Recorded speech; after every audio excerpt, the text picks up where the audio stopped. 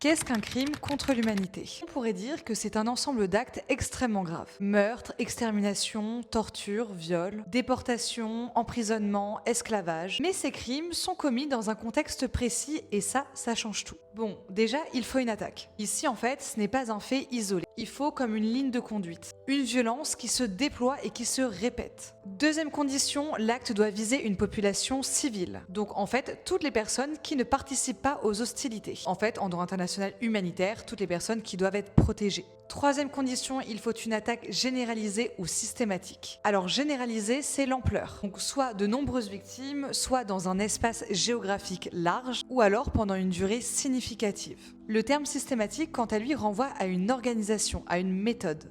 Il faut comme une répétition qui est disciplinée. En fait, ça renvoie à une attaque qui est structurée. D'où la dernière condition, ces actes doivent s'inscrire dans une politique, dans un plan. En fait, ça va être une violence qui est portée par un projet. Donc en gros, c'est pas le fait de certains individus isolés. Point absolument essentiel, il n'est pas nécessaire qu'il y ait une guerre. Donc en fait, ce sont des crimes qui peuvent être commis en temps de paix. Enfin, on le sait, c'est un crime international, donc il est réprimé par la Cour pénale internationale. Pour rappel, rares sont les crimes qui sont considérés comme internationaux. On a également le crime de guerre, le génocide et le crime d'agression. On estime que ces crimes sont internationaux puisqu'ils portent atteinte à la communauté internationale dans son ensemble. Prochaine vidéo, je parlerai du génocide.